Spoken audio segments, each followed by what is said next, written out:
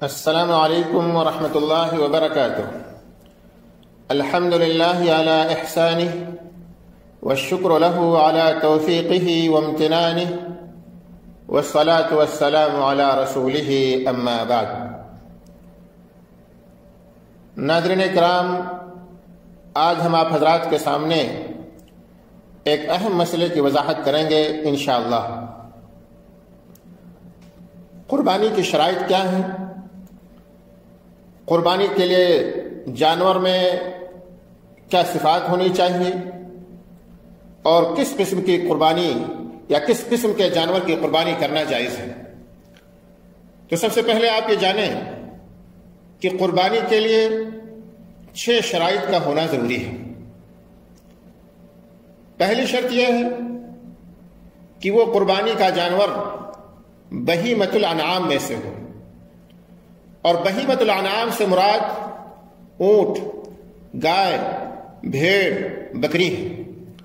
اللہ رب العالمین کا ارشاد ہے وَلِكُلِّ أُمَّةٍ جَعَلْنَا مَنسَكًا لِيَذْكُرُوا اسْمَ اللَّهِ عَلَى مَا رَزَقَهُم مِّن بَهِيمَةِ الْأَنْعَامِ، اور ہر امت کے لیے ہم نے قربانی کا طریقہ متعین فرما دیا ہے تاکہ وہ اللہ کے عطا کردہ بہیمۃ الانعام یعنی پالتو جانوروں پر اللہ کا نام لیں۔ بہیمۃ الانعام سے مراد اونٹ، گائے، بھیڑ اور بکری ہے۔ عرب کے یہاں انہی کو بہیمۃ الانعام کہا جاتا تھا، گرچہ بعض علماء کرام اس بات کے قائل ہیں کہ اونٹ، گائے، بھیڑ اور بکری کے علاوہ دوسرے جانوروں کی بھی قربانی پیش کی جا سکتی ہے، لیکن صحیح قول اور راجح قول یہی ہے کہ صرف اور صرف بہیمۃ الانعام کی قربانی پیش کی جا سکتی ہے اور دوسرے جانوروں کی قربانی جائز اور درست نہیں ہے۔ دوسری جو شرط ہے کہ قربانی کا جانور ایک متعین عمر کا ہونا چاہیے، اور متعین عمر کیا ہے؟ پیارے حبیب محمد رسول اللہ صلی اللہ علیہ وسلم نے اس کی نشاندہی فرمائی کہ لا تذبحوا الا مسنہ، یعنی صرف اور صرف مسنہ جانور کو ذبح کرو، اور مسنہ اس جانور کو کہا جاتا ہے جس کے اگلے 2 دانت گر گئے ہوں۔ صحیح مسلم کی روایت ہے، پیارے حبیب صلی اللہ علیہ وسلم نے ارشاد فرمایا لا تذبحوا الا مسنہ الا ان تعسر علیکم فتذبحوا جزءۃ من الضان، کہ مسنہ کے علاوہ کوئی جانور ذبح نہ کرو۔ ہاں، اگر تمہیں مسنہ جانور نہ ملے تو بھیڑ کا جزع ذبح کر لو۔ جزع کی عمر کتنی ہوتی ہے؟ علماء کرام کے درمیان اختلاف ہے۔ بعض علماء کرام کہتے ہیں کہ جزع بھی کم سے کم 1 سال کا ہونا چاہیے، جبکہ بعض علماء کرام کہتے ہیں کہ بھیڑ کا 6 مہینے کا بچہ اسے جزع کہا جاتا ہے، اور اگر دانتے جانور نہ ملیں تو بھیڑ کے 6 مہینے کے بچے کو ذبح کیا جا سکتا ہے۔ دوستو، عام طور پر اونٹ جب 5 برس کا ہو جاتا ہے اور 6 برس میں داخل ہوتا ہے تو اس کے اگلے 2 دانت گر جاتے ہیں۔ اسی طرح سے گائے کی عمر جب 2 برس کی ہو جاتی ہے، 3 برس میں داخل ہو تو اس کے اگلے 2 دانت گر جاتے ہیں۔ اسی طرح سے بکری جب 1 برس کمپلیٹ کر لے اور دوسرے سال میں داخل ہو جائے تو اس کے اگلے دانت گرتے ہیں۔ بعض جگہوں پر مثال کے طور پر بکری یا بکرا 14 مہینے پر، 15 مہینے پر ان کے دانت گر جاتے ہیں، اور بعض جگہوں پر پہلے بھی گر جاتے ہیں، اور یہ اس ملک کے آب و ہوا کے اوپر منحصر ہوتا ہے۔ جس ملک کی آب و ہوا گرم ہوتی ہے یا جہاں پر گرمی زیادہ پڑتی ہے وہاں پر دانت پہلے گر جاتے ہیں۔ المہم، شریعت کے اندر مسنہ جانور کا اعتبار کیا گیا ہے، یعنی جو دانت جس کے اگلے 2 دانت گر گئے ہیں۔ اور دوسری جو شرط ہے کہ قربانی کا جانور دانتا ہونا چاہیے، اس لیے اگر کوئی شخص بلا دانتا جانور کی قربانی پیش کرتا ہے تو اس کی قربانی درست نہیں ہے۔ اسی طرح سے تیسری شرط یہ ہے کہ قربانی کا جانور ایسے عیوب سے پاک ہو جو قربانی کرنے میں رکاوٹ ہے۔ پیارے حبیب صلی اللہ علیہ وسلم نے ان عیوب کو ایک حدیث کے اندر بیان فرمایا اربع لا تجوز فی الاضاحی، کہ 4 قسم کے جانور قربانی کے اندر جائز نہیں ہے، یا قربانی کے جانور کا ان عیوب سے، ان 4 عیوب سے پاک ہونا ضروری ہے۔ وہ 4 عیوب کیا ہیں؟ پہلی چیز کہا العرجہ، العورہ، المریضہ، العجفہ۔ کیا مطلب؟ العرجہ یعنی ایسا لنگڑا پن جس کا لنگڑا پن ظاہر ہو اور جو صحیح سالم جانوروں کے ہمراہ چلنے میں رکاوٹ بنے۔ دوسرا العورہ البین، یعنی آنکھ میں کوئی کھلا یا واضح طور پر عیب پایا جاتا ہو، مثلا کسی کی آنکھ بہہ کر کے دھس گئی ہو، یا اسی طرح سے آنکھ بٹن کی طرح سے ابھری ہوئی ہو، یا آنکھ مکمل سفید ہو کر کے کانے پن کی واضح دلیل ہو، تو ایسے جانور کی بھی قربانی جائز اور درست نہیں ہے۔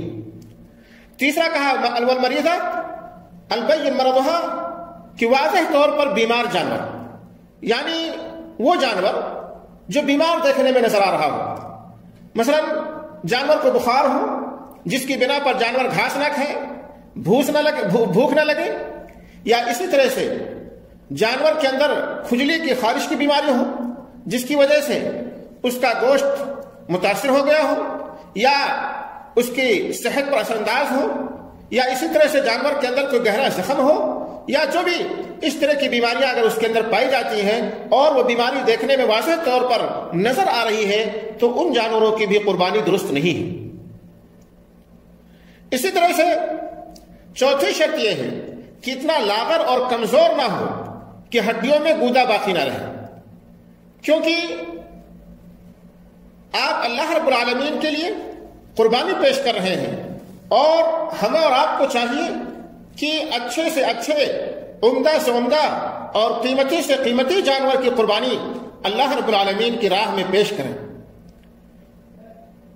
دوستو، یہ 4 عیب ایسے ہیں جن کے پائے جانے کی بنیاد پر قربانی درست نہیں ہے، اور ان 4 عیوب کے ساتھ کچھ اور بھی عیوب ہیں جو انہی جیسے ہوتے ہیں یا ان سے بھی زیادہ سخت ہوتے ہیں، تو اگر وہ عیب بھی پائے جاتے ہیں تو ان کے پائے جانے سے بھی قربانی نہیں ہوگی۔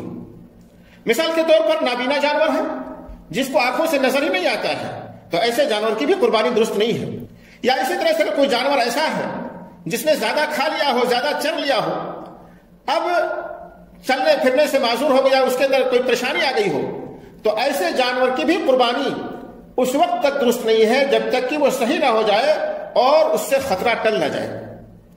یا اسی طرح سے کوئی بکری ایسی ہے جسے بچہ جننے میں کوئی مشکل درپیش ہو، کوئی پریشانی ہو، تو جب تک وہ مشکل اور پریشانی اس سے خطرہ، جب سے وہ خطرہ اس سے زائل نہ ہو جائے، ایسی بکری کی بھی قربانی جائز اور درست نہیں ہے۔ یا اسی طرح سے جانور کو زخم وغیرہ لگا ہو اور زخم ایسا ہو کہ جس سے اس کی موت کے واقع ہونے کا خدشہ ہو، یا کوئی جانور بلندی سے نیچے گر گیا ہو، یا اسی طرح سے گلے میں رسی پھنس گئی ہو، تو یا اور کوئی اس طرح سے جس کی وجہ سے اس کو زخم لگ گیا ہو، تو جب تک اس سے یہ خطرہ زائل نہیں ہوتا ہے اس جانور کی قربانی درست نہیں ہے۔ اسی طرح سے اگر کوئی جانور ہمیشہ بیمار رہتا ہو اور کسی بیماری کی وجہ سے چل پھر نہ پاتا ہو، بیٹھا رہتا ہو، تو ایسے جانور کی بھی قربانی درست نہیں ہے۔ یا اگر کوئی جانور ایسا ہے جس کی اگلی یا پچھلی ٹانگوں میں سے کوئی ایک ٹانگ کٹی ہوئی ہے، تو اس جانور کی بھی قربانی جائز اور درست نہیں ہے۔ تو دوستو، اگر یہ عیوب جانور کے اندر پائے جاتے ہیں تو ایسے جانوروں کی قربانی جائز اور درست نہیں ہے۔ چوتھی شرط یہ ہے کہ آپ جس جانور کی قربانی پیش کر رہے ہیں وہ جانور آپ کی ملکیت میں ہو، یا مالک کی طرف سے آپ کو اجازت ملی ہو کہ آپ اس جانور کی قربانی کر سکتے ہیں، کیونکہ جو جانور آپ کی ملکیت میں نہ ہو اس جانور کی قربانی درست ہی نہیں ہے۔ مثال کے طور پر آپ نے کہیں سے چوری کر کے کوئی بکری لے آئے ہیں، کوئی بکرا لے کر کے آئے ہیں، تو چوری کردہ جو جانور ہے وہ اصل میں آپ کی ملکیت میں ہے ہی نہیں، اس لیے اس کی قربانی درست نہیں ہے۔ یا آپ نے زبردستی کسی سے ہڑپ کر لیا ہے، تو ہڑپ کیا ہوا جانور اس کی بھی قربانی درست نہیں ہے. یا اسی طرح سے باطل طریقے سے، غلط طریقے سے، غلط دعوے کے ذریعے سے آپ نے کسی جانور کو ہتھیایا ہو تو اس جانور کی بھی قربانی درست نہیں ہے، کیونکہ اللہ رب العالمین کی معصیت اور نافرمانی کے ذریعے اللہ کا قرب، اللہ کا تقرب نہیں حاصل کیا جا سکتا. پانچویں شرط یہ ہے کہ جانور کا کسی دوسرے کے ساتھ تعلق نہ ہو. یعنی مثال کے طور پر کوئی جانور آپ کے یہاں گروی رکھا ہوا ہے، یا آپ نے کسی جانور کو کسی کے پاس گروی رکھا ہے، تو گروی میں رکھے ہوئے جانور کی قربانی نہیں ہو سکتی ہے.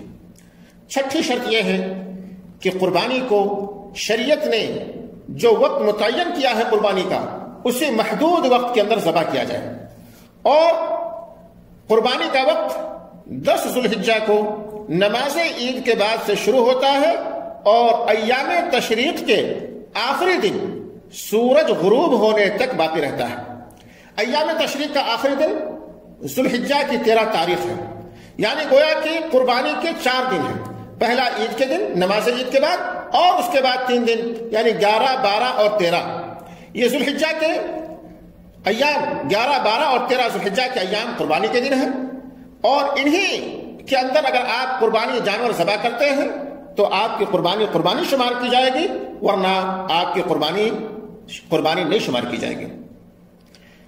امام بخاری رحمۃ اللہ علیہ نے براء ابن عازب رضی اللہ تعالیٰ عنہ سے روایت کیا ہے، فرمایا کہ من ذبح قبل الصلاة فإنما هو لحم قدمه لأهله وليس من النسك في شيء. رسول اللہ صلی اللہ علیہ وسلم فرمایا کہ جس نے نماز عید سے پہلے ذبح کر لیا وہ صرف گوشت ہے جو وہ اپنے اہل و عیال کو پیش کر رہا ہے، اور اس کا قربانی سے کوئی تعلق نہیں. یا اسی طرح سے اگر کوئی شخص 13 ذو الحجہ کو غروب شمس کے بعد قربانی کرتا ہے، سورج ڈوبنے کے بعد 13 کو کرتا ہے، تو یہ اس کی قربانی درست نہیں ہے. جندب ابن سفیان بجلی رضی اللہ تعالیٰ عنہ سے مروی ہے کہ نبی اکرم صلی اللہ علیہ وسلم نے فرمایا من ذبح قبل ان يصلي فليعد مكانها الاخرى. جس نے نماز عید سے قبل ذبح کر لیا تو وہ اس کے بدلے میں دوسرا جانور ذبح کرے.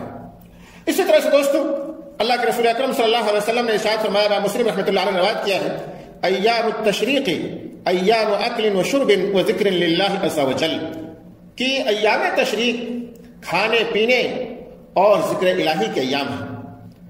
تو دوستو قربانی کا جو متعین وقت ہے شرعی طور پر، اسی کے اندر اگر ذبح کیا جائے گا تو قربانی صحیح ہوگی، ورنہ نہیں. اگر کوئی شرعی عذر پیش آ جائے اور جس کی وجہ سے آدمی ان متعین وقت میں قربانی نہ پیش کر سکے، تو کیا بعد میں وقت نکلنے کے بعد ذبح کیا جا سکتا ہے یا نہیں کیا جا سکتا ہے؟ اس سلسلے میں علماء کرام کے درمیان اختلاف ہے. مثال کے طور پر قربانی کا جانور بھاگ گیا اور بھاگنے میں مالک کی کوئی کوتاہی نہیں تھی، مالک کی طرف سے کوئی کمی نہیں تھی، اور جانور بھاگ گیا اور وہ جانور اب ایام تشریق کے بعد واپس ملے. یا اگر کسی نے کسی کو قربانی کرنے کا وکیل بنایا تھا کہ میری طرف سے تم قربانی کر دینا، لیکن وہ وکیل قربانی کا جانور ذبح کرنا ایام تشریق میں بھول گیا، اور اب ایام تشریق ختم ہو گئے، 13 ذو الحجہ کی تاریخ ختم ہو گئی، تو کیا اب 13 ذو الحجہ کے بعد مثال کے طور پر 14 ذو الحجہ کو، 15 ذو الحجہ کو یا 16 ذو الحجہ کو ذبح کیا جا سکتا ہے یا نہیں کیا جا سکتا ہے؟ بعض علماء کرام کہتے ہیں کہ وقت گزر جانے کے بعد اب اس کو ذبح نہیں کیا جا سکتا، لیکن صحیح بات یہ راجح یہ ہے کہ وقت گزر جانے کے بعد عذر کی بنیاد پر ذبح کرنے میں کوئی حرج نہیں ہے. اور علماء کرام نے قیاس کیا ہے کہ جس طرح سے اگر کوئی آدمی نماز کے وقت میں سو جائے یا نماز کے وقت میں نماز پڑھنا بھول جائے، تو جب آدمی سو کر کے اٹھے یا جب نماز کا وقت اسے یاد آئے تو نماز ادا کرے گا. تو جس طرح سے اس کو نماز ادا کرنے کا حکم دیا گیا ہے، اسی طرح سے یہ بھی قربانی ذبح کرے گا. دوستو جو مقررہ اوقات ہیں، ان مقررہ اوقات کے اندر دن یا رات کسی بھی وقت قربانی کی جا سکتی ہے. بعض لوگ سمجھتے ہیں کہ رات میں قربانی نہیں کی جا سکتی، حالانکہ یہ غلط ہے. مقررہ وقت کے اندر دن یا رات میں کسی بھی وقت قربانی کی جا سکتی ہے، البتہ قربانی دن کے وقت میں ذبح کرنا اولا اور بہتر ہے. اور عید والے دن نماز عید کے خطبے کے بعد ذبح کرنا زیادہ افضل اور اولا ہے، اور ہر آنے والا دن گزشتہ دن سے کمتر ہوگا. مثال کے طور پر اگر آپ 11 کو کرتے ہیں تو 10 سے کمتر ہے، 12 کو کرتے ہیں تو 11 سے کم ہے، کیونکہ دیکھیں یہ نیکی کا کام ہے اور ہمیشہ ہمیں اور آپ کو چاہیے کہ نیکی کا کام کرنے میں سبقت کرنا چاہیے، جلدی کرنا چاہیے۔ اللہ تعالیٰ سے دعا ہے کہ اللہ تعالیٰ ہمیں اور آپ کو توفیق عطا فرمائے۔ آمین۔ وآخر دعوانا ان الحمد للہ رب العالمین۔